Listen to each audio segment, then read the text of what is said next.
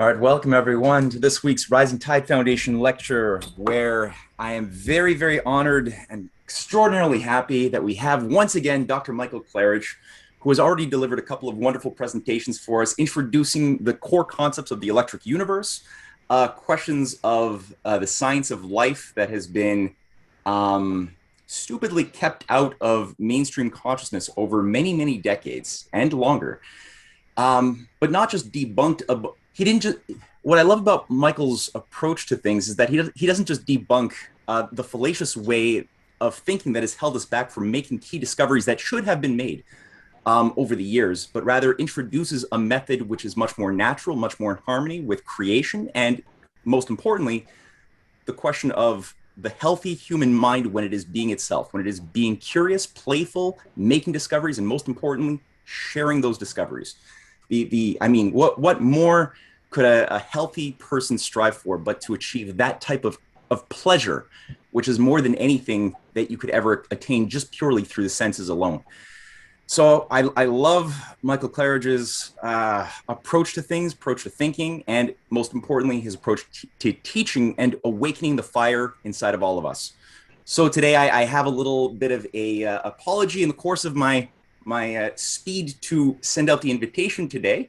I misnamed today's presentation Light and Life, which is not actually the case. The real title is The Light of Life, which, although it only has a couple of words separating the two, the poetic meaning is very different, as I'm sure will come to discover. So, Dr. Clarage, I won't say anything else. Anybody who has questions, please put your name in the chat box and I'll call upon you in queue as usual. And if you don't want to speak the question aloud yourself, I will read it if you want, but let me know. So it's all yours, Dr. Clarage.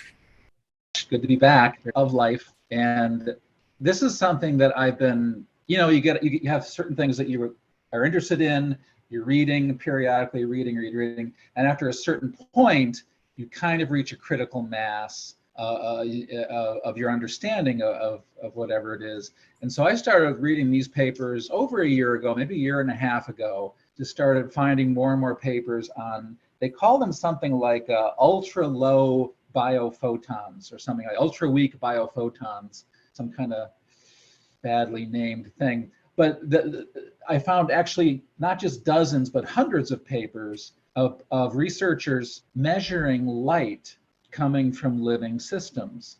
And it certainly was not something that was emphasized when I was in college and graduate school. And it started to make more and more sense to me. Like we all are raised on the biochemistry paradigm. Now, 100 years ago, biologists, scientists did not talk about life in a chemical sense. It was not, you didn't talk about life that way. And then the revolution happened and we have biochemistry, and biochemistry is amazing, right? Just the sheer number of chemical aspects to life which have been elucidated. It's kind of mind-boggling. But then we, a scientific community, did what we always do, and then we said, oh, that's all of life is chemistry. That's all you need to know, right? Life is chemistry. It's, how many times do we have to go through this? And what I found, kind of like the one sentence summary of this whole talk, is that the light, the light that is used in biology is just as regulated as the chemistry of biology. And we know that the chemistry of biology is very tightly regulated. It's a little beyond our ability actually to comprehend how regulated the chemistry of life is. It's beyond what our intellectual mind can fathom. And I started to see, oh my gosh, light is just as regulated in living systems as the chemistry is. And that was where I realized, okay, I gotta say a few things about this for other people. And all this started, can I share? Did you give me sharing? Oh, can you give me share rights there, Matt? Yes, I'm on it. A little slow on my end, sorry.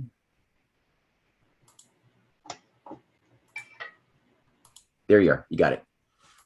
Okay.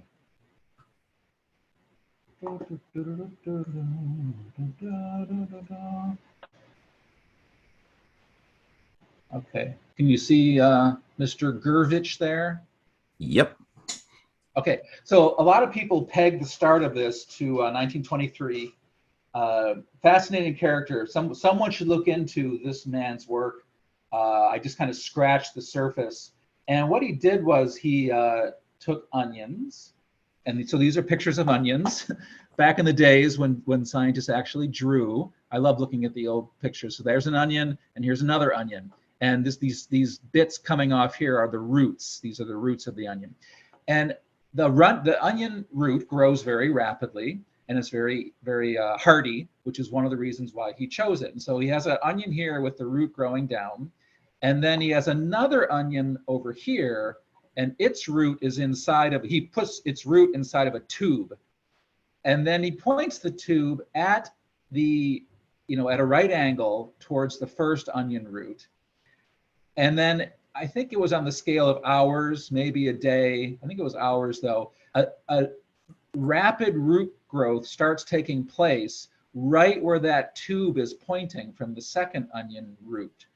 And so his model, what he was thinking is that there's some kind of light, some kind of emanation that's being emitted by onion number two's root, and that light or that emanation is hitting Mr. number one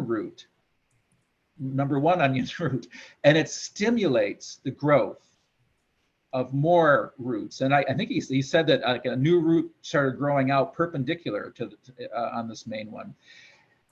And then he went a step further, and he wanted to see if we could narrow down the wavelengths. So he was putting different filters, different optical, infrared, ultraviolet filters here, right where the W is. He put filters in there, and he found that as long as he let through ultraviolet light, then the effect would happen. If he were to block ultraviolet light, then the effect would stop.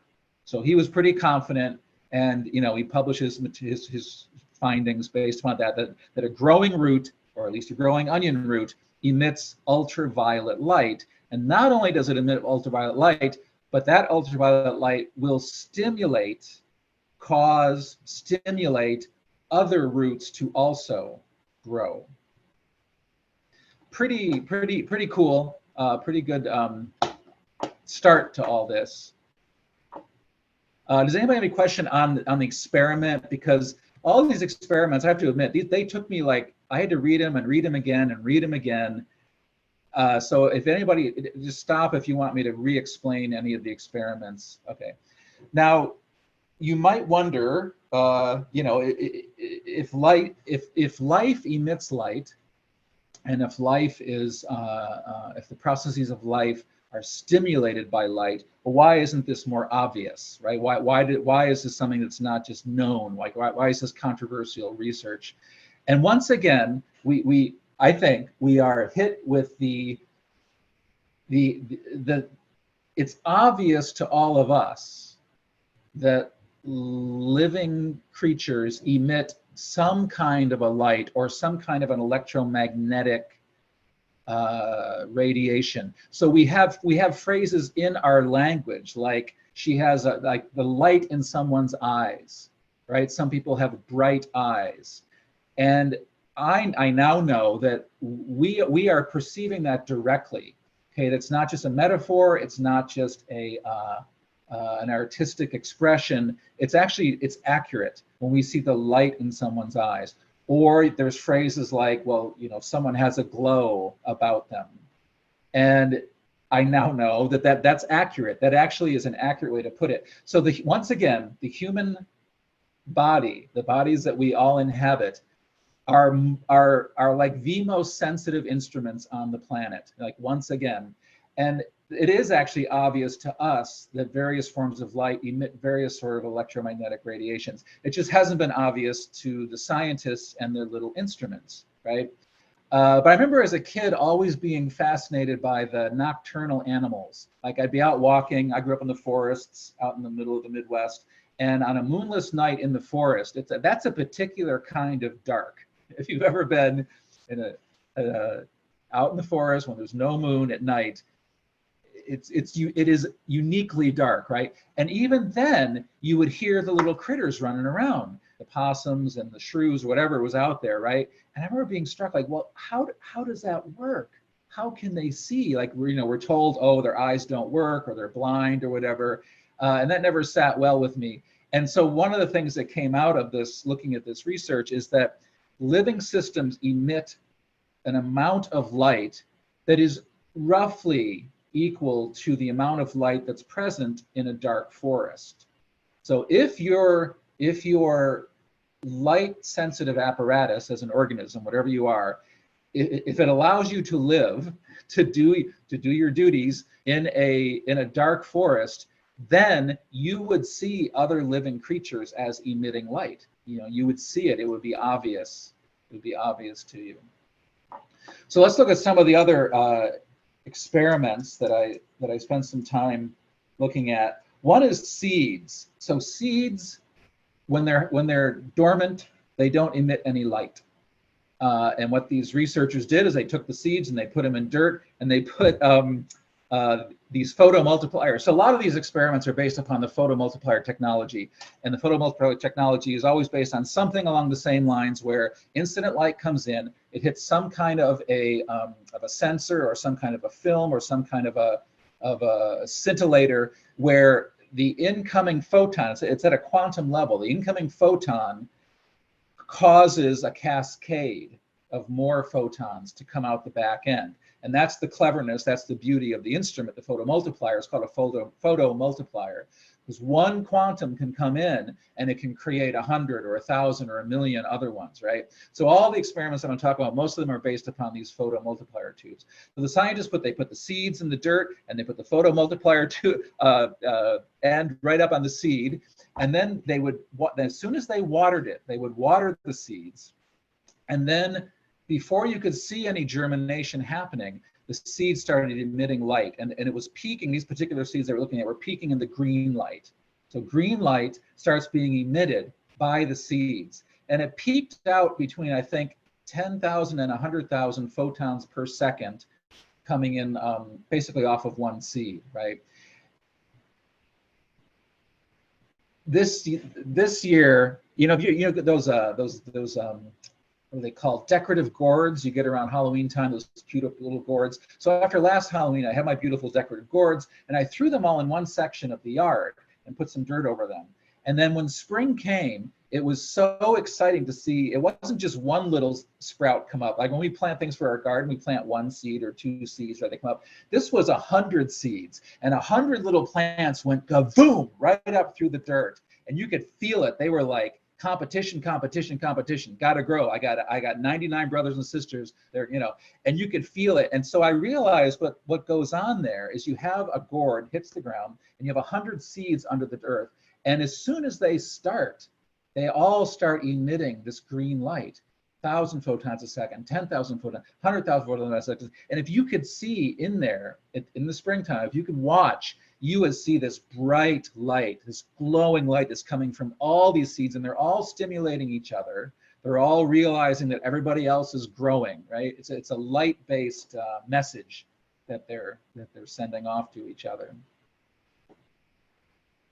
Another example, you take your photomultiplier and you put it on different parts of the skull, right? So you have to shave off a bit of the skull, and then you can put like the optical cortex is back, on the back of the brain. So this one had to do with optical cortex. They would take the photomultiplier, stick it up against somebody's, it's amazing, right? You literally just stick it on their skin. So you stick it on their skin, and then this one, what they did was they asked people to imagine a bright light. And when the person would imagine a bright light, their optical cortex would start emitting light, so much so that it could be picked up by one of these photomultiplier tubes. I think actually the experiment, first they just exposed people to bright light. That's what it was. And then they noticed, oh, look, the optical cortex is accurate. And then someone, probably some graduate student, suggested, well, why don't we just have people imagine a bright light, right? And then you can record, it's a very clear signal. You can record the cortex giving off. Another group looked at the whole body. It wasn't so much the whole body. It was like they looked at the palms or the hands, front and back. I think they did a couple of places on the chest, like 1 or 2 up here, and then 1 or 2 in the digestive part. And then they did a few on the legs and a few on the feet. They put the photomultipliers. And they would have the people come in like 5 days a week, come into the lab and get measured. And they would do it at different times of day. So they could map out over the course of the year, and they also could map out over the course of the day, the hour of the day. And they found that the entire human body, like as a whole, gives off more light in the summer, and it gives off less light in the winter. So the light coming out of our bodies is, literally in sync with the amount of light that we're surrounded with.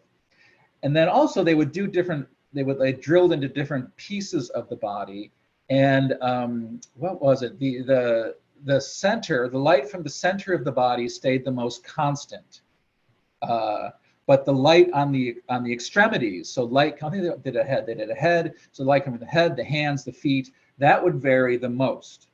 And it's a pretty broad spectrum. I looked at their spectrum for the human body, and it's pretty much the entire visible spectrum, but it peaks at the green again. Something about green light seems to be more common, but it also would go into the blue and the yellow.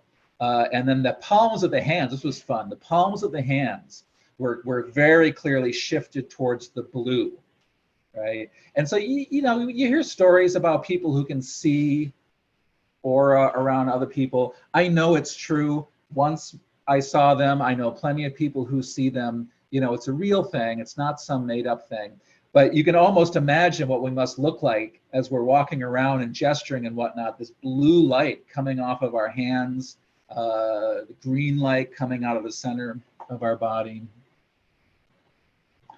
Another group looked at the blood.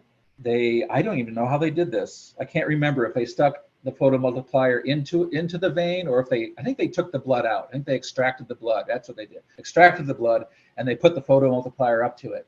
And I don't know how they got onto this particular track, but what they were looking at specifically was for immune responses.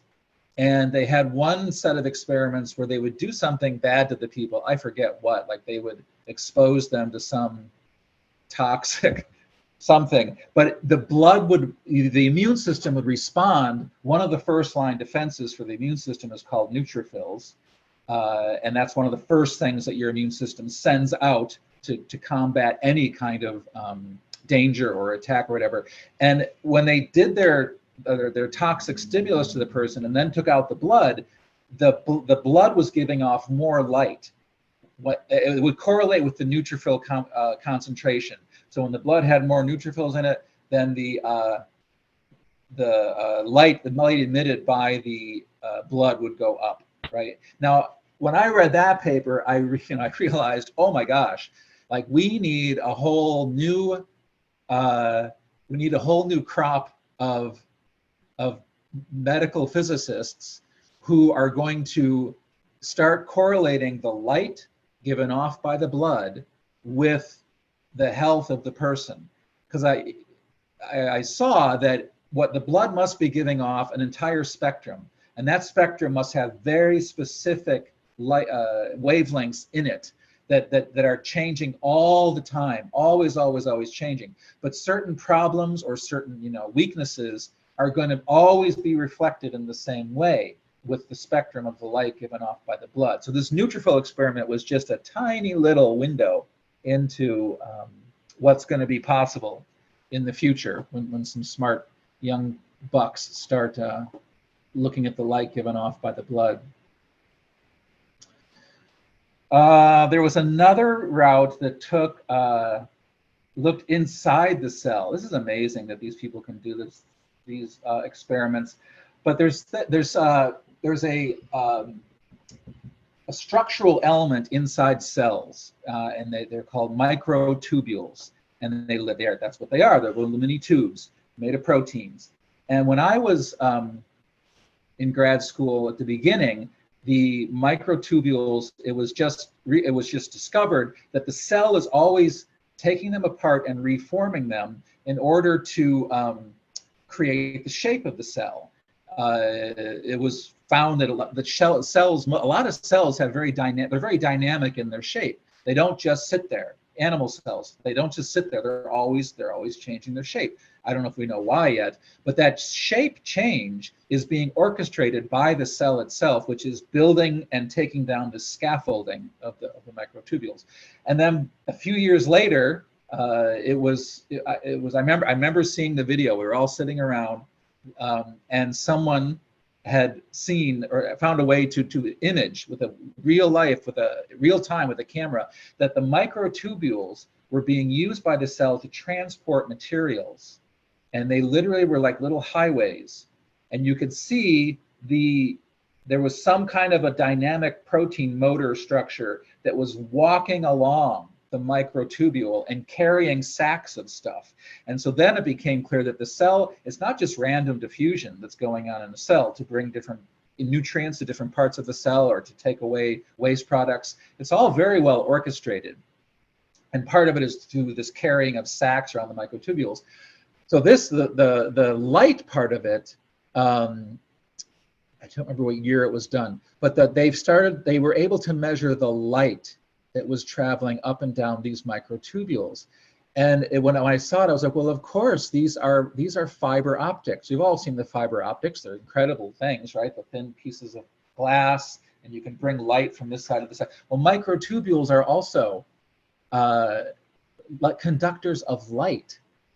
So that means that this microtubule network in the cell is being used for at least three things. It's being used for the structure of the cell. It's being used as a highway to carry chemicals around the cell, but it's also being used as an optical network, which I would guess is a control network that's regulating different processes within the cell.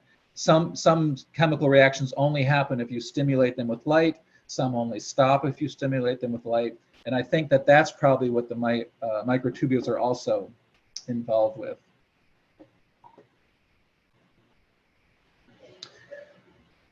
So let's step back a little bit and kind of talk about those examples before going on to the Luc Montagnier work, which is really the pinnacle of all this, I think. So light and life. Now, I mean, I've already switched over. We're like, well, I'm like, of course, life operates through light and chemistry, and right. There's not just one way to. Somehow, life operates across these enormously different worlds.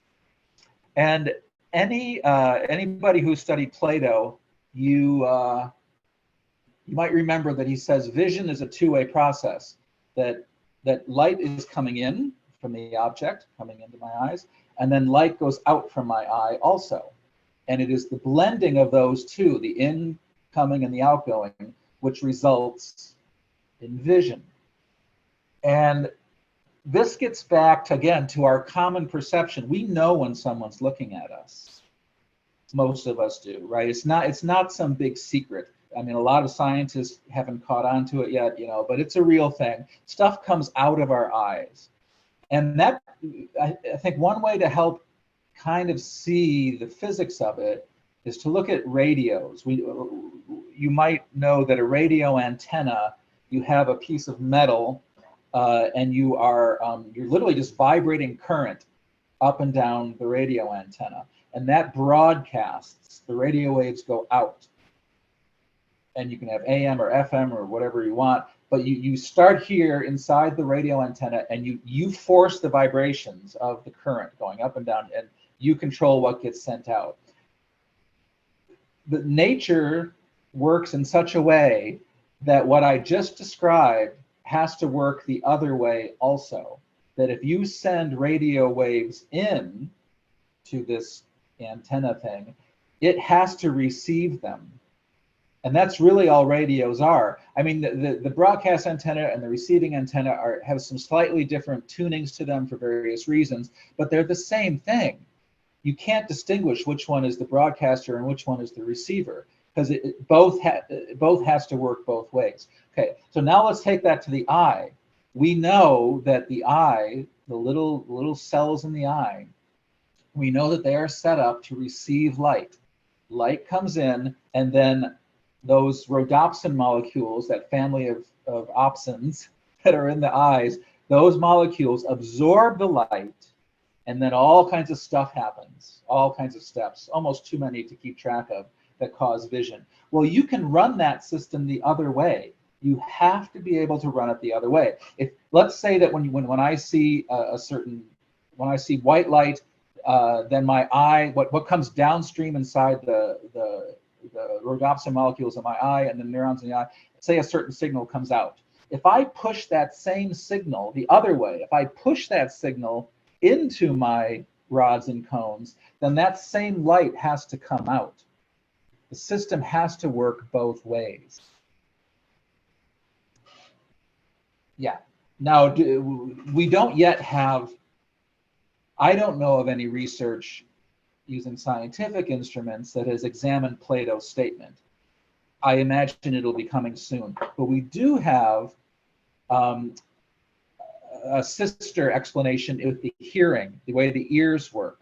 Okay, the ears, they work that way. That stuff comes in, and then that sets up certain vibrations inside the nerves, signal.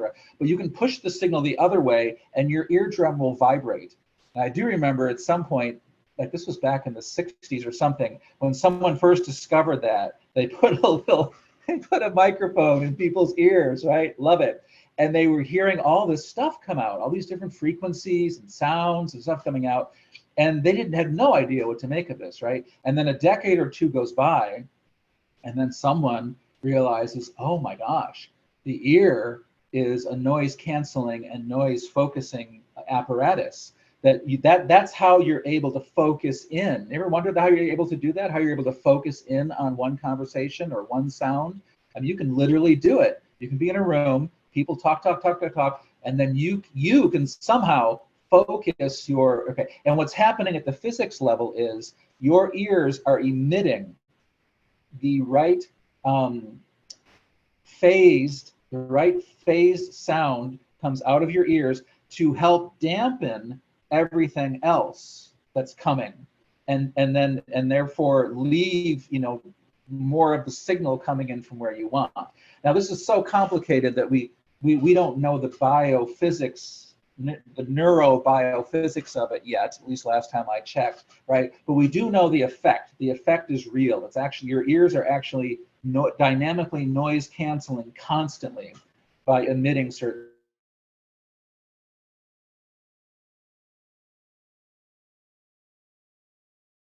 So I'm suggesting to be emitting constantly this ever modulating output, which then merges, blends with the incoming light in ways that we're just starting to, I think, to understand. Now, another aspect of this is getting back to what I was saying about the biochemistry and our obsession with biochemistry. You may have learned in your textbooks that say you got to do something. You got to do something in the cell. You have to break down a bit of glucose, right? And then that Krebs cycle has all the steps. It's amazing the biochemists figured this out. I don't even know how they figured it out, all the different steps. And let's say you're on step 7 of the Krebs cycle and you need to bring a certain enzyme in. Oh, we got to make the enzyme. So you got to build the enzyme for step 7. Okay.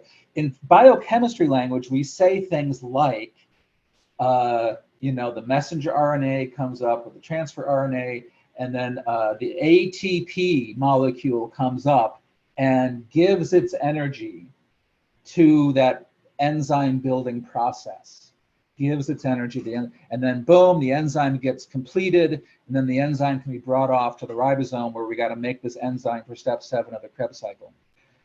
Well, what do we mean the ATP gives its energy? What does that really mean? you can bring it down a level to the level of electrons and protons. And when you say an ATP molecule gets split, so one of the phosphates goes off, energy is released, you can look at all of that from the point of view of electric currents and electric fields and light being emitted and absorbed. And this gets back to the fundamental of electromagnetism, that when currents move, when charges move, light is given off. And if light comes in, charges move. They are linked. They are literally the matter and the energy of one manifestation, the light and the electric charges. You can't separate them. They are somehow two different manifestations of one phenomena. So that means that this ATP, its electrons are changing in everything they're doing. There's an enormous change of the current, the electric current at that level. To us, it seems tiny, but to them, it's an enormous change in the current, the electric current in this molecule. It gives off light. Light is what transfers over to the building process. So that means that the ribosome has to be receiving the light that's being emitted by that broken ATP molecule. The ribosome receives the light, which then causes all kinds of current changes to happen on its side with its electrons and its molecules. So I think we can like fill out our picture. We can have chemistry going on, but we also have to like imagine that every chemical change involves an electric currents, changes in electric currents, which involves the emission and the absorption of light. Okay, so you can't actually have life without light.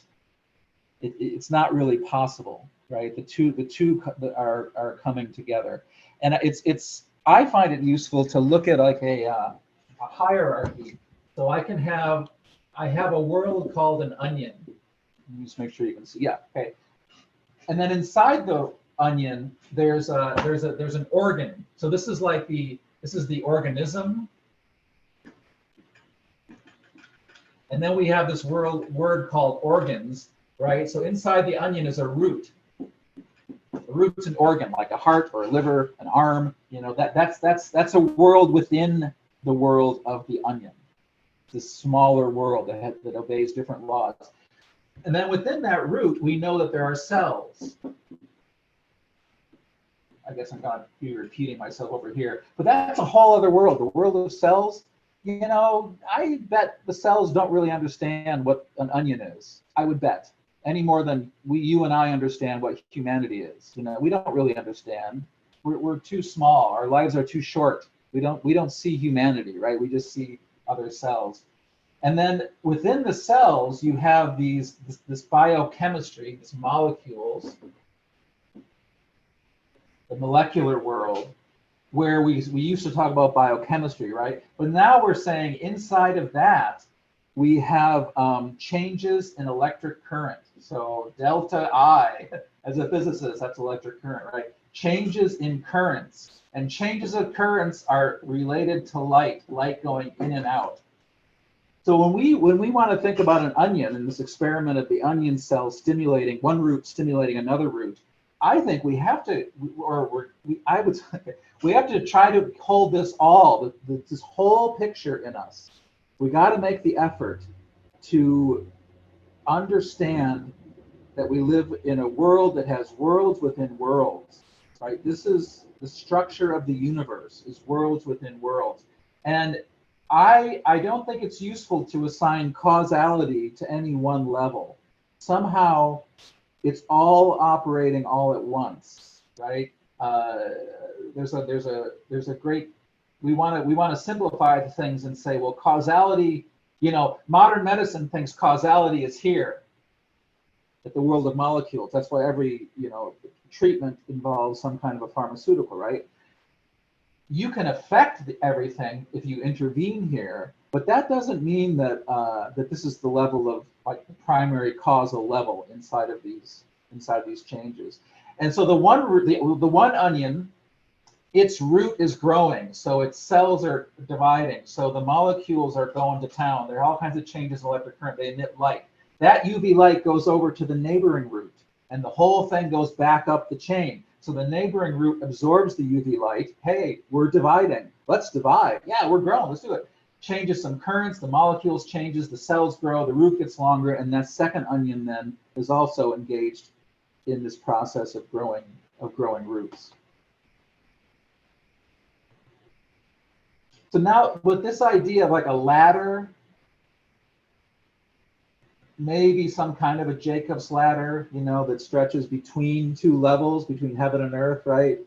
And the angels going up and down. So there's ladders that connect different levels. We can now look at Luc Montagnier's work, which is, and we can put the link maybe in the show notes or something. But this was, he's a very interesting figure, Mr. Montagnier, or he was.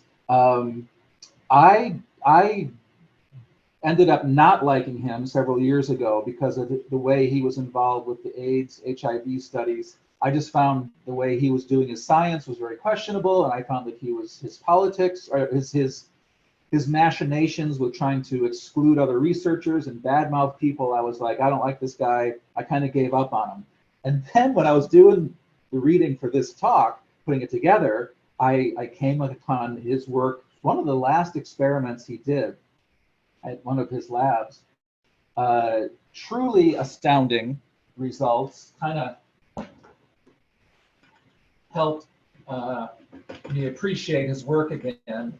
Okay, so let's see if I can, so what he does is he has his vial of water.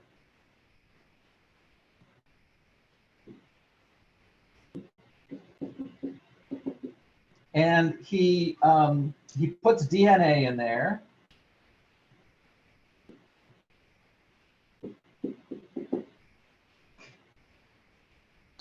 And then he puts next to it a radio frequency, an RF antenna. And so he's gonna hit the vial of water containing DNA. He's gonna hit it with some radio frequencies. And part of what he was looking at was, well, what frequencies should we hit it with, right? It's an enormous range of frequencies. So he looked at a bunch of different frequencies. You hit the water with the radio frequencies. Then you take away the DNA. It's not there anymore. You filter it out. And you put a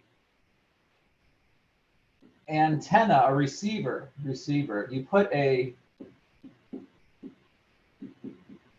RF receiver up against the vial, and it picks up some vibrations. The water is still resonating with however the DNA was resonating when the water was in it. That in and of itself is just, you know, hold the presses, stop the presses, you know. But no, he didn't stop there. I don't know how he thought of this. Now I'm going to take this and I'm going to put it into my radio antenna. This is a broadcast. And I'm going to broadcast that signal to my lab across town, to another lab.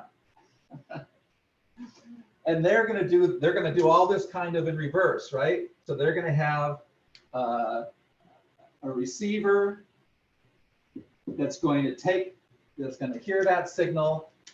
Okay, we hear the signal, and then we're going to pump that signal. We're going to put it through an amplifier, and we're going to pump that signal into the second vial here. I'm running out of colors. What color? Make it red. Right? So you get the picture, right? We take the empty vial radio frequency emissions, which are still here somehow. We send them across town, we pick them up, and we pump them into a second vial. and then what you do is you put in the second vial, you put all the,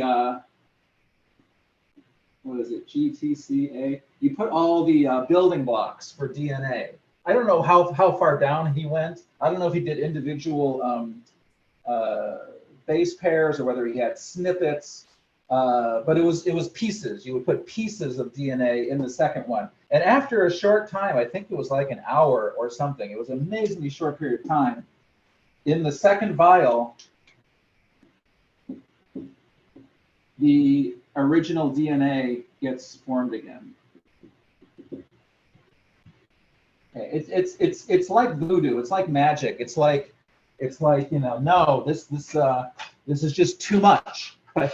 It's just too much to believe. I don't know how many papers they published. I read one or two of them. And this was right, so it's at the end of his life, and this was right during the last 2 years when things were getting wacky around the world, with certain medical experiments going on. And he started speaking out against those. He was pointing out some pretty obvious absurdities in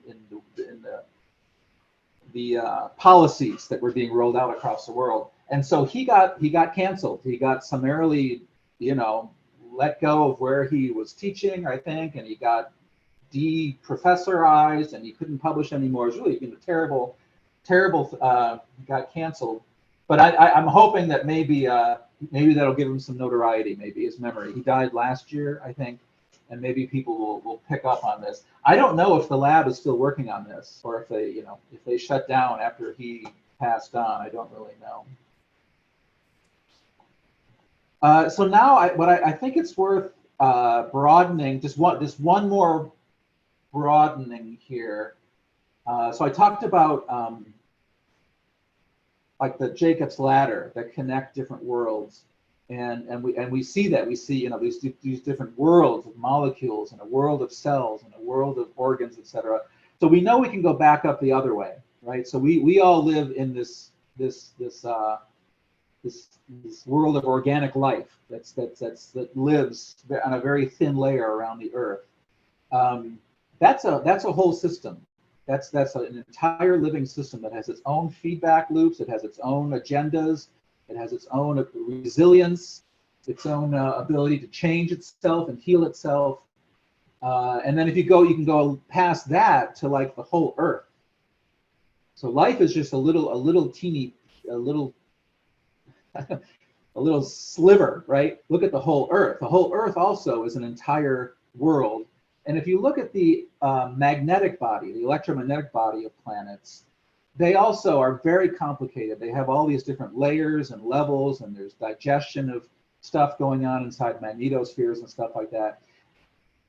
The Earth, the magnetic body of the Earth, has some very, very solid, very predictable resonances to it.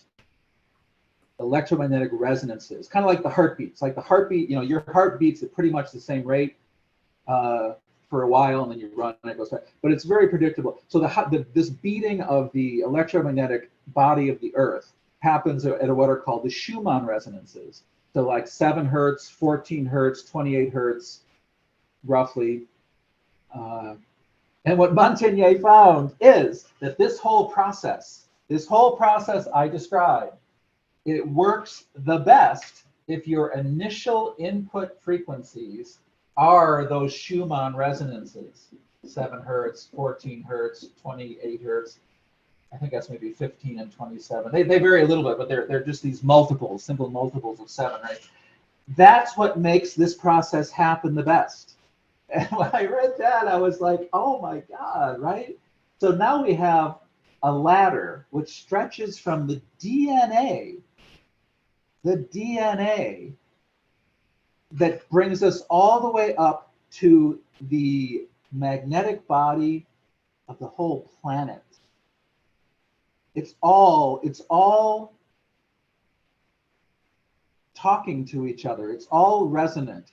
This ladder with these angels going up and down. So you can think, I kind of got these images of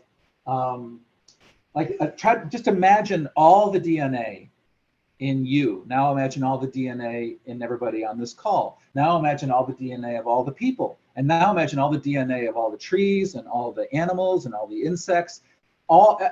Every single creature on Earth has DNA which is responding to the resonant frequencies of the entire Earth. So they must know about each other in some way. So the Earth, Mother Earth, somehow is connected to each creature, each individual creature, and can give whatever she gives us, you know, and then it can go the other way too. That every individual creature can send its message, its vibration, its pulse can be sent up the ladder as well. And that was really kind of when I realized I had to write up something, because just of the beauty of that. I mean, the emotional impact of that vision, I think, is really worth trying to cultivate and try to get other people to see also. And we have to stretch across time. So the Earth, you know, is a larger cosmos, so its time frame is much longer. Just like the onion, you know, the onion lives for a year, say, its cycle. The individual cells live for maybe weeks, right? The individual molecules in the cell, their lifetime is down fractions of a second, right? You make a molecule, it does its job, boom, it's gone, right? So the time scales are very different. So the Mother Earth is not just in touch with you and me and all of our plants and animals, but in touch with the long history, the entire history, in touch with 1,000 years ago and 10,000 years ago. That all is somehow one something to Mother Earth. Is the entire time frame of all these living creatures is somehow connected to that level. So that might be a good place to stop. We could Yes, take off from there. A lot of doors that you have presented to us that can be opened and explored. I liked as well the idea that you have everything going on that you just went through, all the way down from the single cell and what's below that, all the way up to the Earth and the reciprocity, but then also based on the work you've done on the electric universe and what you've presented in terms of this whole solar system as a transmitter, which with each planet fulfilling a purpose within a system, within a harmonic system of giving and receiving, is again a fantastic concept in terms of what's going on with our solar system as well as the galaxy as a whole. And God knows what's even beyond that, right? In terms of the cluster of galaxies that we're part of. It's fascinating. Yeah, the ideas of the electric universe play directly into this. They certainly do. I'm not sure what it is about the electric universe model, but it just opens up. It opens up these ways of thinking, or it's compatible with these. Maybe it's compatible, opens it up. Yeah, I mean, when you start to see the way electricity works, the way light works, it embodies this ability to visualize, for me at least, to visualize these levels, worlds within worlds within worlds, and stretches across time. Very exciting. Mm-hmm. We have a nice little queue lined up here to ask you questions. The first name that got onto the list early on was John. I don't know your last name, John, so I'm hoping that you're the only John on the list. You are on mute. Everyone is on mute, by the way. Okay, do I even see John here? We might have lost John. That's okay. Oh, sorry. There's more. Kevin, do you have a question? Yes. Well, first of all, thank you, Dr. Clarage, for this presentation. Do you hear me? Oh, yeah. Okay, right. So yeah, thank you again for this presentation. Very interesting, very enlightening, as always. My question was in regards to the size of living beings. So if we go back in time, we will find giant dinosaurs, giant birds, giant insects. You know, everything seemed to be bigger at a certain point in the Earth history. Yeah. So I was wondering, do you have any insights, any ideas about what could have caused it? What was the context, maybe in the terms of the electric universe, in terms of light? What do you think about this topic? Yeah, that's a great one. I have touched on it periodically. I don't have any clear opinions on it yet, There is the line of reasoning, and there's actually line of reasoning and evidence that the gravity must have been different, right? Whether that means that the Earth was smaller, or maybe it means that gravity can change, you know. So that's one possible explanation. There's something though, the best I do when I ponder that question is kind of a two-prong. One prong is, well, we all know that's true because that's how everything is, right? When you're younger, you know, you're big. You're just like boom. You're energy. You know, when you're 15, you're like wah, and then slowly you get kind of like, you know, less. And if you look at old myths, lots of old myths, in the old days, the people were just stronger, bigger, faster, smarter. You know, they were bigger than we are right now. So there's something about the age of the Earth. If you look at all of organic life as one creature, when it's young, or when it's younger than we are now, it's just going to be bigger, right? And then that, to me, connects with, there's something about like literally space and time and natural law. Like we're very convinced that we know what's what. We're very convinced that the universe has always looked this way. We're very convinced that, you know, yeah, this is so, but I wouldn't be surprised if you could somehow roll yourself back 100 million years and plop yourself. I think things would just be different. Things would look different, fundamentally different, like in ways that we can't even really imagine. They would be different. Time might be different. Space might be different. Dimensions might be different. Everything could be different. But then when you fossilize it and bring it forward 100 million years, all you're left with is this, you know, this fern that's 20 feet tall, right? And you're left scratching your head how that can be. Mm-hmm. Thank you. Yeah. Roger, or what are your thoughts, Kevin? What are your thoughts on that? Well, when you have many ideas, you know, with Matt, we played, I would say, with the idea of the expanding Earth theory. I'm not really convinced, but what you mentioned about the changing of gravity, I think that's interesting, and especially if you take it from the standpoint of, again, the electric universe, and if you bring about the concept of Walt Thornhill about gravity being a dipolar, an electric dipole effect, right? So if we bring also the scale at which you are presenting a life and the solar system, if the solar system would have changed in its history, I guess it would have made changes in the electric makeup of the solar system, right, which in part would have causes changes in the electric dipole effect that would be caused by gravity. But then again, that's supposing that, you know, Thornhill is right about this this way of looking at gravity. Yeah. So right. I guess there's another way to think about it. I'm playing with this idea also with the works of Vladimir Vernadsky on biogenic migration. And my idea is that if you look at the planet Earth in a younger era, maybe you would have less agent for a lesser number of population in any species, which would have meant that you would have per individual on the Earth a greater quantity of material to play with, which would suggest bigger organisms.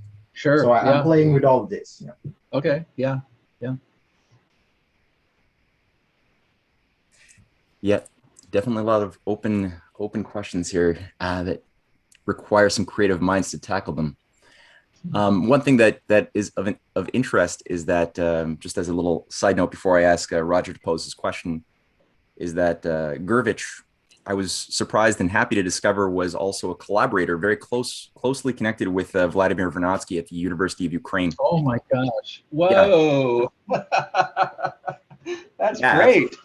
and the idea of like these nested phase spaces, because Gurvich was also looking at sort of a threefold mode of defining the growth of an organism from the macro, from the whole unit of an organism, to molecular behavior, as well as the cellular.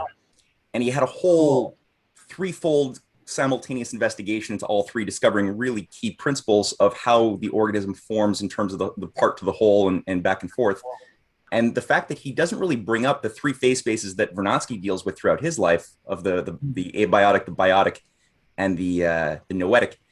I think that they're consciously sort of divvying up their labor almost, and they're working in tandem to use, I think, their time as best as they can in a way that fits synergistically with, together really well.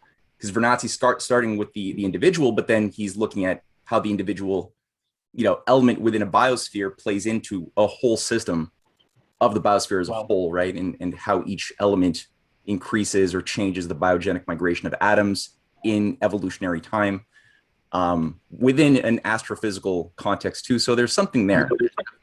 Cool. I remember reading one criticism of Gurvich. The research, the criticizer was trying to dismiss all of this stuff about roots emitting ultraviolet light, and his point of criticism, his foundation was, well, Gurvich looked at a lot of strange things, and then he's like, therefore he. And I was like, wow, that's your criticism of someone. They look a lot of, okay, yeah, that's an interesting attempt to demean someone by saying they look at a lot of strange things. Boy. Yeah. No, if you can't attack the idea, attack the man. Yep. Roger, go for it. So, Michael, that was a brilliant presentation. I actually wrote in the chat there that it was the most rewarding seminar or webinar that I've attended in God knows how long, really. Great. Thank you. Seriously, I mean it. The point I'd like to raise and mention is that the physical scientists, our scientism types, cannot define and have not been able to articulate what is the stuff of energy. What is it actually composed of? I see you're not in agreement on that. Clever fellow. Their idea of the definition of energy is the capacity for doing work. What a lot of twaddle. Well, go ahead. So yeah, unless you wish to chip in and be brilliant first, but basically, my little team and myself have been at this for nearly 60 years now, looking at what is the truth of our spiritual existence, powers and abilities, and how come we're able to perform. Now, I began this research 65, 70 years ago. Roger? Oops, just mute yourself. Yep. Hit the space bar. Yeah, we began this 60 odd years ago dealing with the capacity to perform as champion athletes. Now this is pretty fine-tuned. And so as we progress, we begin to get away from the physical body of feeding it more vitamins and swimming at more bloody silly miles, and began to realize that we were spiritual presences who could direct our spiritual life force. And going deeper, in the last 15 or 20 years, we began to observe that the genesis and the basis of all energy is us as spiritual life forces directing and applying that spiritual life force that we do have. Now, we've developed a lot of drills where we can actually address this and improve the capacity to do that. So in your work, brilliant as I say it to be, have you run into anything or addressed this subject of the spiritual life force being directed by any life form? So I don't have any systematic experiments that I can point to, but I do wonder about it a lot. And one model that I find useful. Of course, you're speaking like a scientist there, mate. What have you actually observed rather than the models thing? Okay, well, give me a little bit of leeway. Yeah. So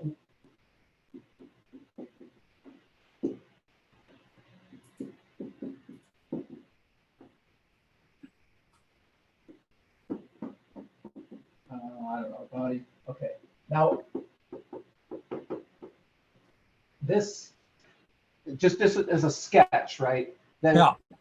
Physicists, I think, are very, very limited, I guess all scientists, because we want to just think that energy is just one thing. And we love drawing these horizontal lines, and we put different things on this horizontal line, and we say, you know, we give it a frequency or something, or we give it an electron volt energy, and we draw these lines, and it tells us nothing about reality by making these lines and putting numbers on them. That the real world is more of a vertical orientation, and so there is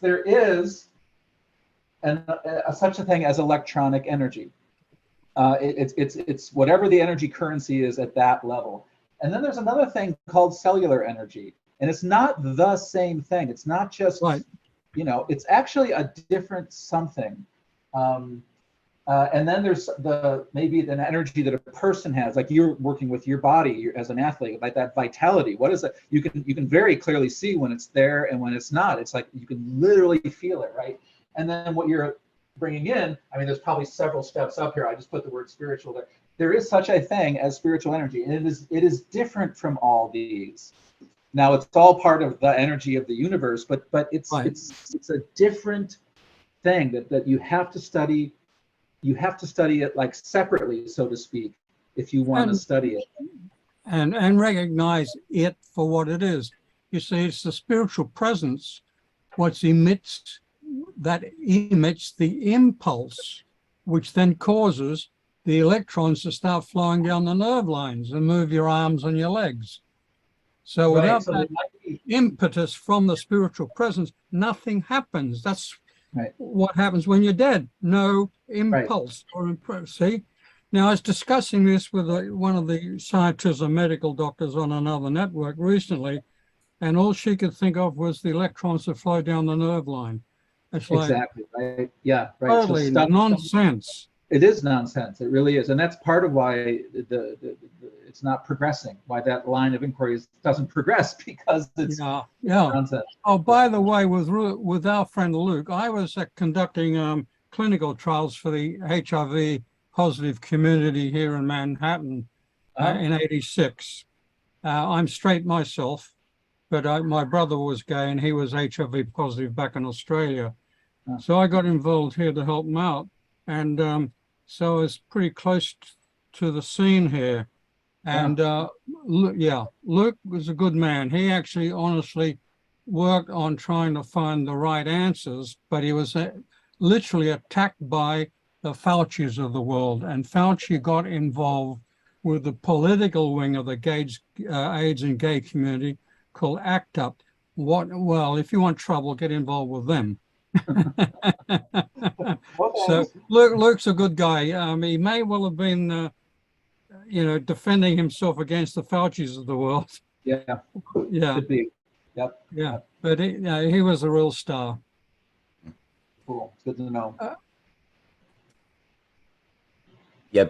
Peter wanted to just chime in. He, I think, when hearing that last question, he just said, following Roger's remark, please see Viktor Frankl's Man's Search for Meaning and Its Fulfillment, Man's Search for Ultimate Meaning, in which Frankl addresses God as the ultimate, as the source of ultimate meaning. I think that's a decent point, and kind of reminds me a little bit of Max Planck in his philosophy of physics, where he described in his more mature years, this is 1938, how he had a sense that matter itself is a bit of an illusion in that there's fundamentally spirit that is embedded in as a more primary function of matter, and what gives meaning to matter is found in the realm of spirit. And this is not somebody who was just, you know, throwing out lazy ideas as a philosopher. He was somebody who really made revolutionary discoveries,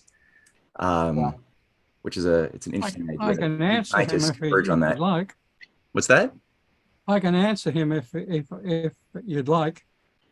Max Planck? Yeah, I'll answer the point that was just raised.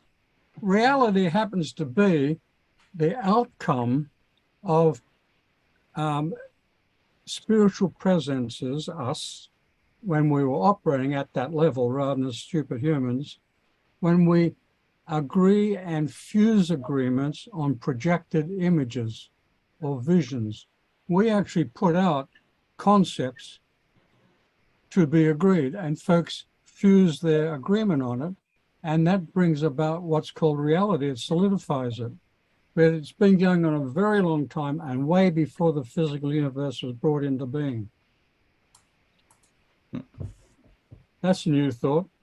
The physical universe is very late on the chain of existence, actually. A lot of big thoughts.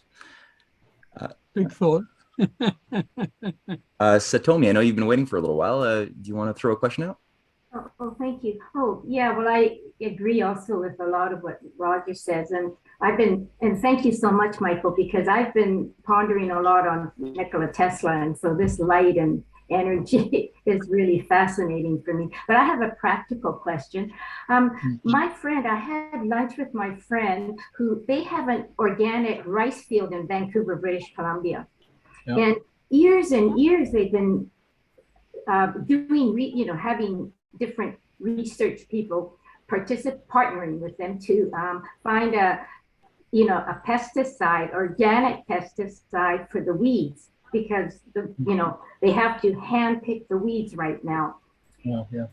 And instead of what you're saying with that whole water thing, I think that I said to her, we have such limited knowledge of science, the mainstream, that I'm sure there must be a solution for organic pesticides for organic rice. Do you see that kind of possibility?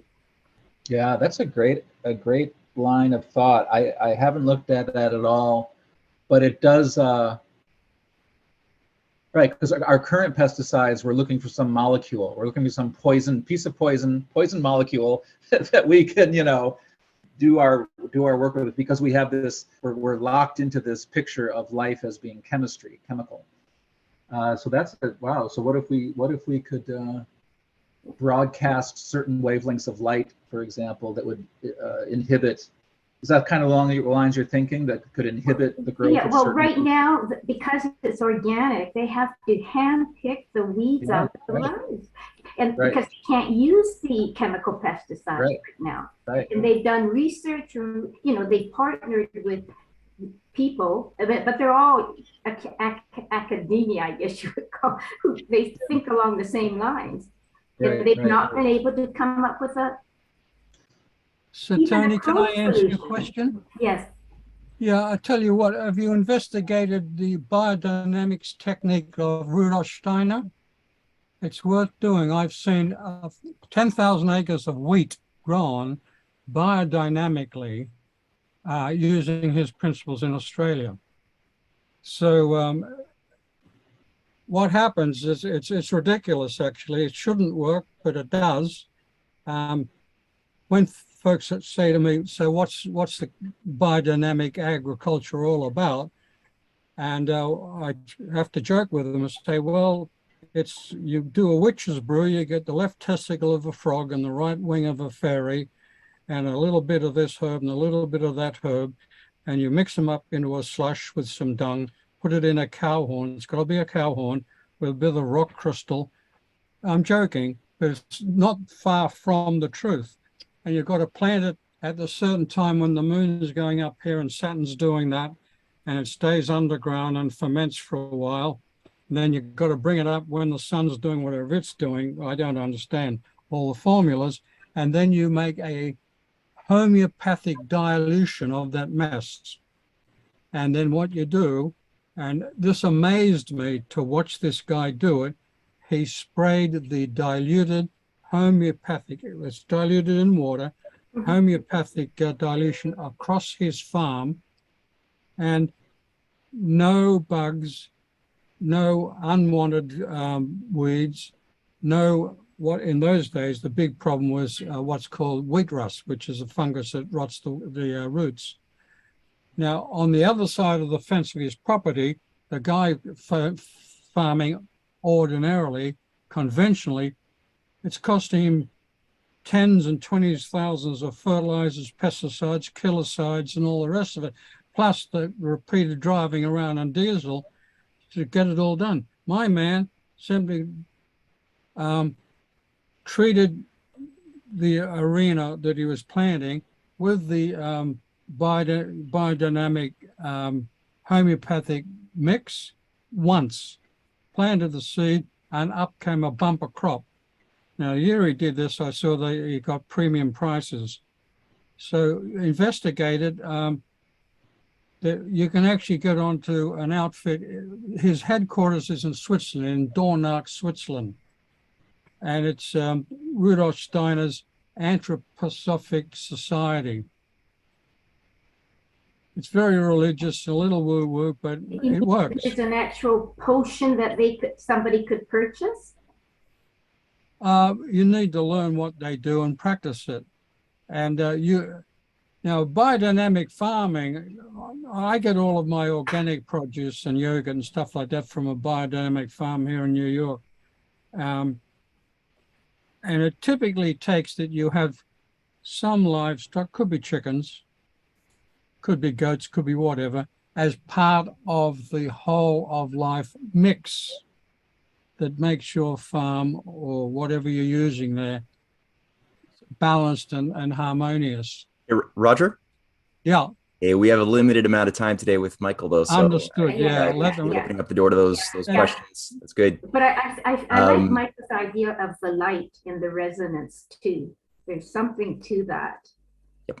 Absolutely.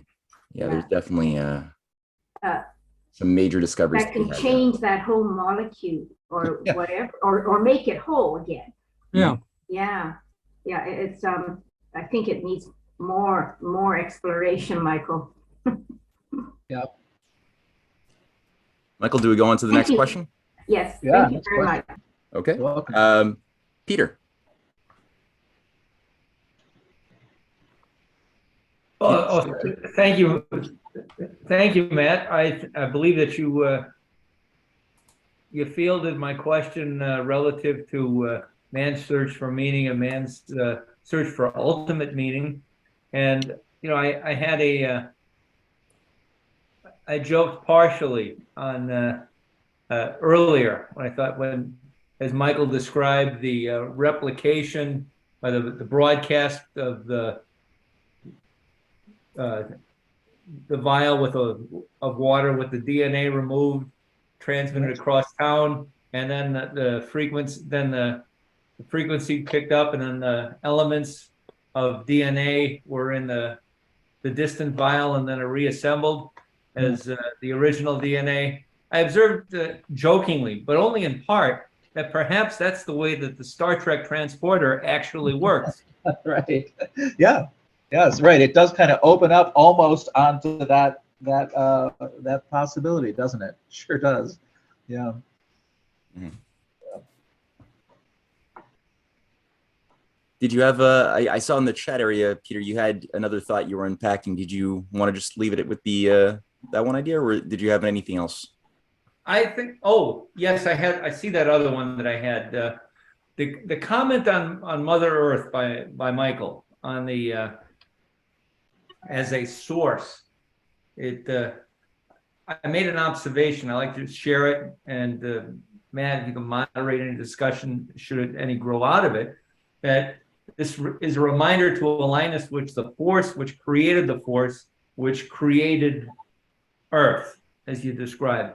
I see that as the essence of the first two commandments. I am the Lord thy God. Thou shalt have no other gods before me. thou shalt not bow down before any graven images. So the focus is on, the ultimate force, the creator of things which are influences in our lives, and to accord energy only to that ultimate force, and not to intermediate forces.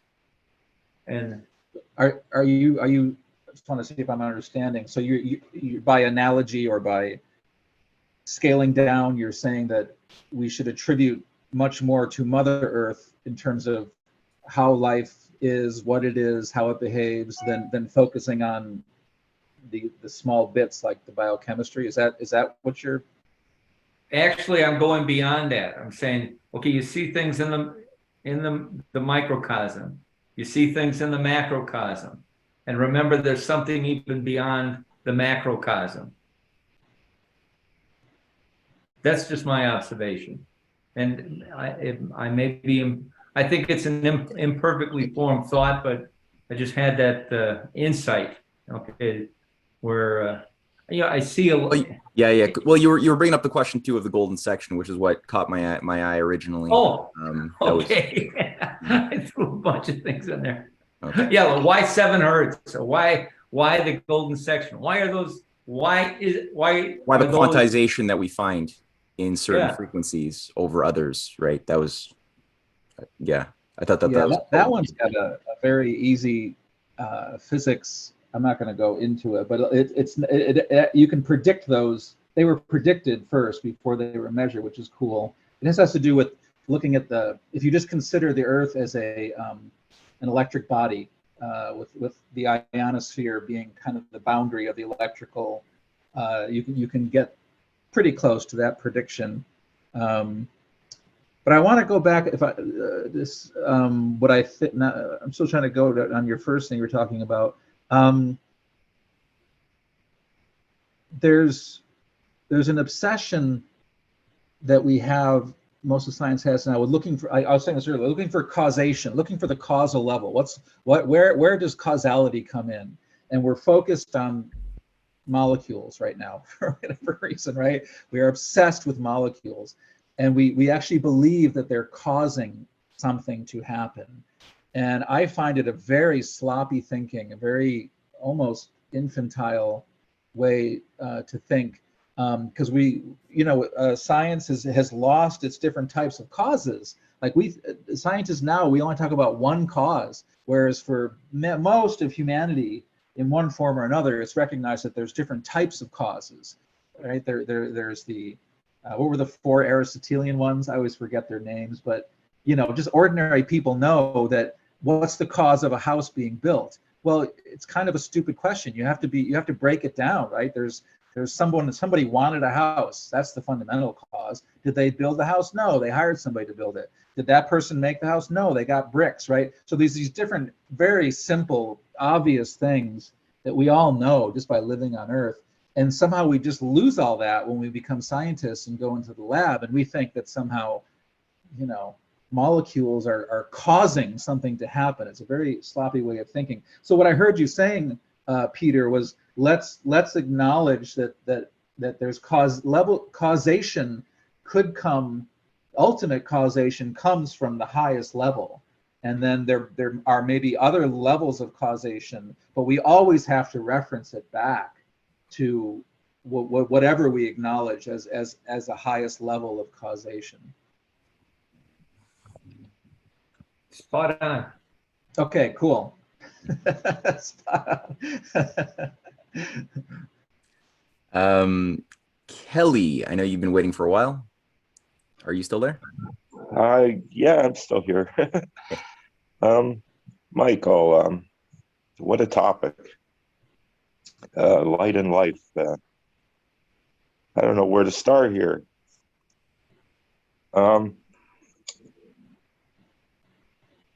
What I got out of it right off the bat was like you're talking about like light is like I'm getting it like a common denominator between these certain levels, like from big to small. And is that what you're getting at? Like light is like a common denominator for all these different stages? Well, I'm wondering exactly that. Currently, I would say no. I would say that light, if we accept that we are cellular beings, that we have a cellular body, light cannot interact directly with that. And if you look at all the senses, just look at the eyes, right? Light has to interact with the level immediately above it, which is things like atoms. Light can interact with atoms. It can't interact with me, so to speak, right? If that's the right terminology to use. But once it interacts with the atoms in my rhodopsin molecule, then it can stimulate the entire rhodopsin molecule, and then that can stimulate a cascade of all those and stimulate the nerve cell to do its thing. And then that nerve cell joins with all the other ones that are speaking, and they get processed by our nervous systems through all these stages and levels.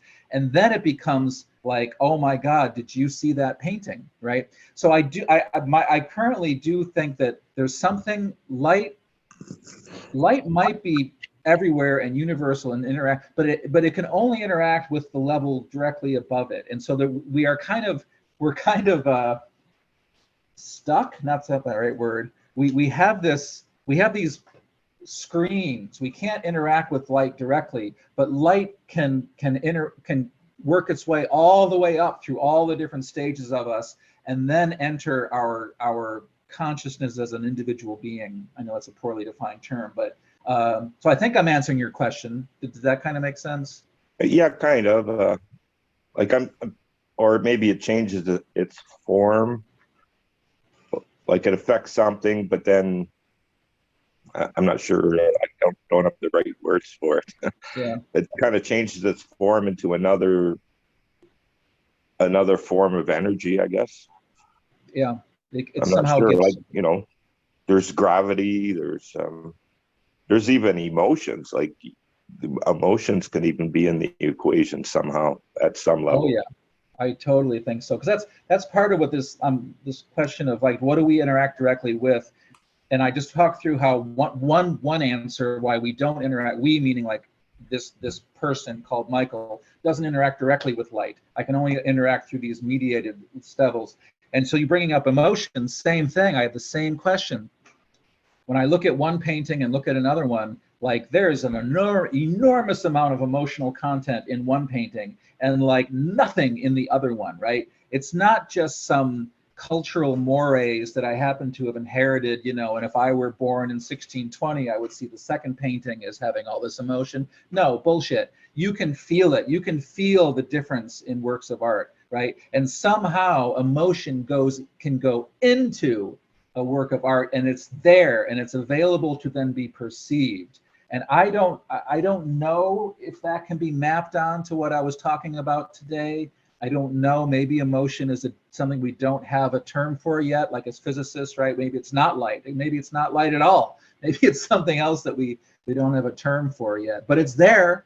It's real, right? We all can feel it. Somebody once told me that love is the most powerful force in the universe, but who knows? I have another question. You were talking about also the Earth as kind of like almost like a life force, and then I thought, our DNA and our bodies and that, and well, what if the Earth had DNA, and if it did, what might that look like? Great question. It's a really good question. Yeah. I mean, could it be like maybe the magnetism or like crystals or something deep in the Earth?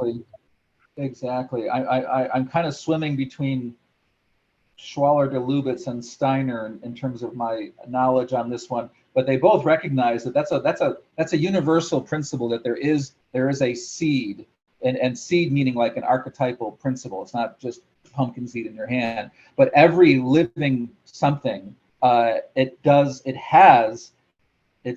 its seed. It's you can put the whole tomato plant into that one little seed and it'll make a new tomato plant, right? That's a fundamental reality to life. So I had never actually thought about that relative to planets.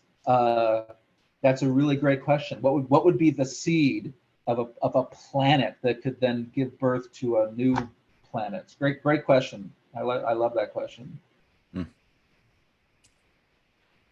Yeah, it just shows you too the the lack of any type of vision for science that is meaningful over the past generations. Because even now, at this stage of the game, I think, correct me if I'm wrong, but I read that the deepest that we've actually penetrated into the surface of the Earth is something like pitiful, like 16 kilometers or something. I mean, the Yeah. crust is supposedly like 60 under this, modern most hypothesis. So I mean, we scratched so little into the thing, and we've come up with all of these big grandiose explanations where scientists say exactly what it is, and we have like this amount of mantle and this amount of core, and this is what it is, and it's like, but you don't know, you're just talking out of your ass.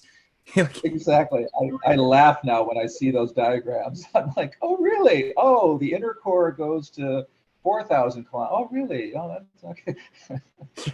No, it is kind of funny, right? That we've only go down a few kilometers. It's laughable. It's laughable. Do you think the idea of planetary formation, the seeding of planets, might have some corollary with what Halton Arp had done with his work on intrinsic redshift and the seeding of galaxies that he saw as quasars, as baby galaxies from older, more matured galaxies? Yeah, exactly, right? Yeah, so that would be, yes, that I'm sure that he was on to a more meaningful understanding of it that way, because we don't know how solar systems are so complicated. The solar system is just as complex as your body, right? It is that complex. So something like that doesn't just form from accreting dust and gas, right? There has to be something. There has to be some blueprint somewhere. And I know language is difficult on this one, but it's the same with the human body, right? The human body doesn't just form inside a womb by the random collection of different, it's just no, it doesn't. You have to have there has to be some place where the information or where the blueprint is stored, right? Now, I don't know if it's all, I'm really questioning whether it's all stored in the DNA. I don't know, right? We understand DNA so little, but it's at least like you can at least kind of see that, yeah, maybe if the information is stored in the DNA. So the same thing, I'm just saying the same thing with solar systems. We have no idea how solar systems form, and it's got that the information that makes a stable solar system has got to reside somewhere. It doesn't just spontaneously arise from condensing gases.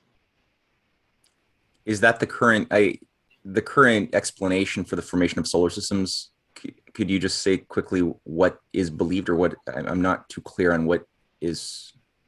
Yeah. So if you pick up a textbook, still they say that it's just the random gravitational. Like some places in the cosmos, there's more matter, just randomly, just happen to be more, and so that over millions of years, then that condenses, and then there just happens to be some angular momentum to that random starting point, and so as you condense that gets spun up into a, like the skater pulling in her arms, that gets spun up into a spinning system, and then somehow the different planets condense out of that. It is I don't know, it's shocking that anybody can keep a straight face when they read this stuff. First off, it violates the second law of thermodynamics. You can't have a system that does work on itself, right? That you have to, and so what I just described of gravity being the force that brings the solar system together and gives it order, that you can't. A system can't. It needs an outside force, right? To but beyond that, it's just such hand waving. It's such hand waving, and there's so many structures and patterns. So the current model, to answer your question, I'm sorry, rambling a bit, is junk. It just says that gravity somehow is involved and somehow this stuff comes together. It's a complete junk theory, right? Whereas at least if you look at the electric universe paradigm, there's at least a little bit of something you can work with. Like electricity, if you push electricity through a plasma, it will condense because of Maxwell's the forces that are involved. It will condense, and you can do laboratory experiments where you actually can cause plasma, dusty plasma, to condense. And then there's certain resonances that can get set up inside of these currents, these Birkeland currents, where shells get created. And the shells that get created, they're not exactly the same as the planetary orbits that we see, but they at least have some pattern to them, which comes out of the electrical forces. It doesn't just happen, randomly. So the electric universe paradigm it's got a lot more going for it in terms of what's the physics behind the formation of solar systems. Whereas the gravity model has nothing. It's just a sham. Mm-hmm. Mm-hmm. For anybody who hasn't seen Michael's last presentation for the RTF that he did on the electric universe, I'm going to make that a link in the description box of this video on YouTube. So I highly encourage anyone out in YouTube land right now, in the future, which is weird to talk about, watching this, to click on that video. Messy. Wait, how much time?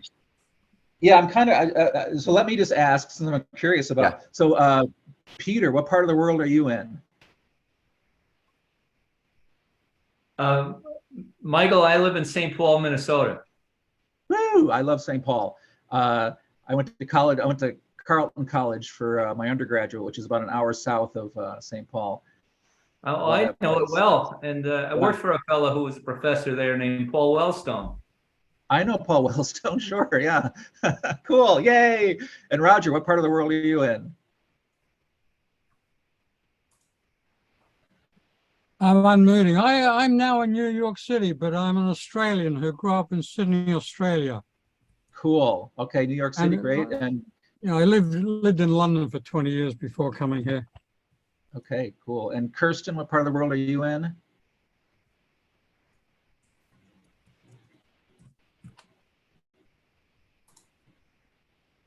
Oh, Kirsten, you're on mute.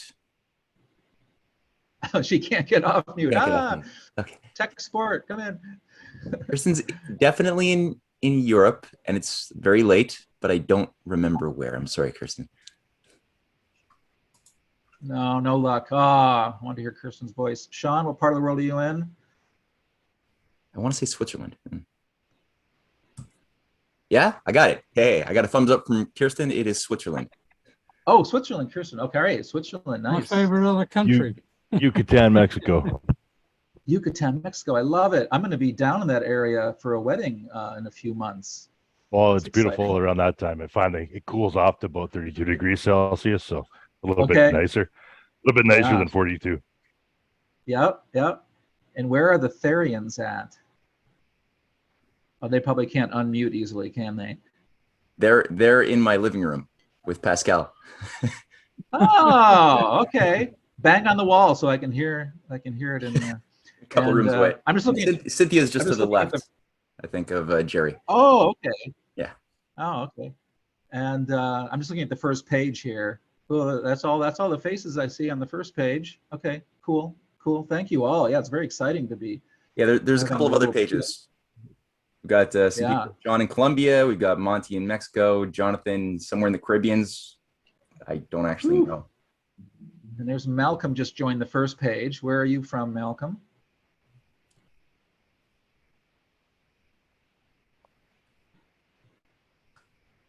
Oh, no, I can't hear you. No, okay. You're off of mute. There's supposed to be something wrong with you. Scotland. So, Michael, do we have time at all for one last question, or are you? Sure, one last question. Yeah. One last one? One last question. All right. Yeah. So, Messi, I know you've been waiting for a while. Last question. Oh, good.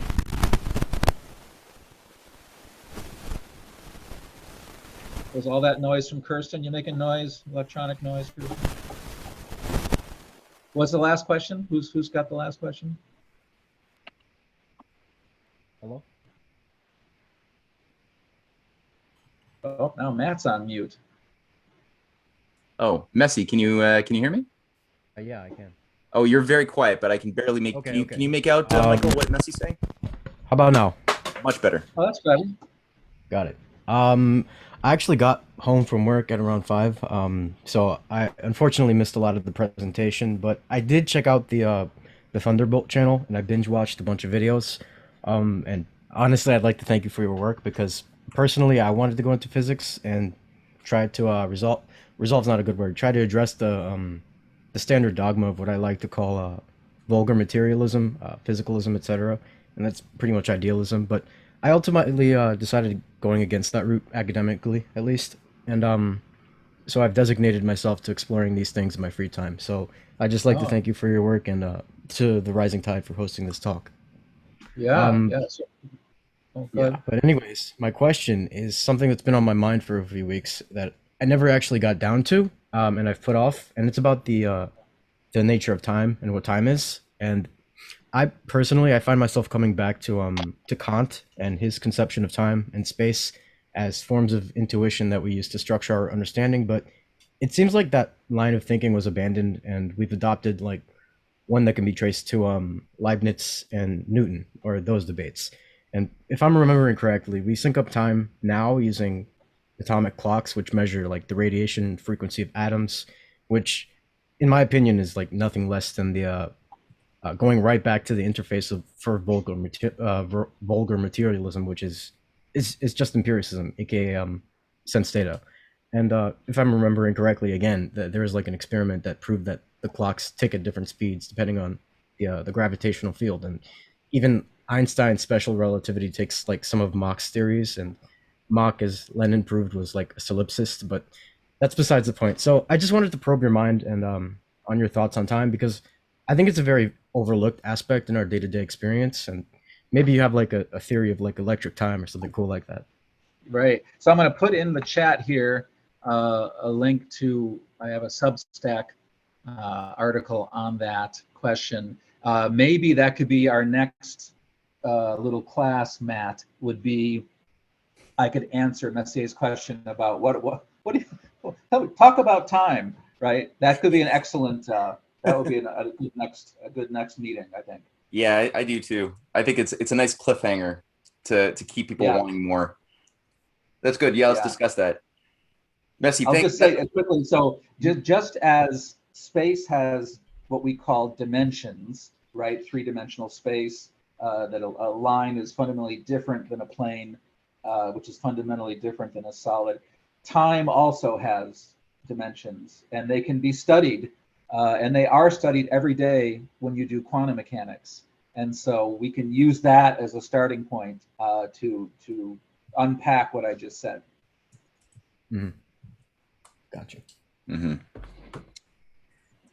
Well, this was a very enriching afternoon. I'm really happy that everyone got to explore and get excited about some big ideas. We can't have too many big ideas. And I think Plato had said that a day spent not thinking about questions of meaning, purpose, and truth is a day wasted. So I don't think we wasted this day at all. Pleasure. Yeah, Michael, thank you so much. I look forward to the follow-up lecture on time as well. For those who are interested in coming next week, we're going to have a little geopolitical update by Ray McGovern, the founder of the Veterans of Intelligence Professionals for Sanity, on the global situation. So that'll be next Sunday at 2 p.m. And we'll have a little menu on our website going forward. So once again, thank you so much for sharing your insights, experience, and wisdom, Michael. And thank you, everyone, for showing up today. Great. Pleasure. Well done, Matthew, and well done, Michael. Yes, you're very welcome. Yep. Well spent afternoon. A little bit. Bye. Bye. Ta-ta.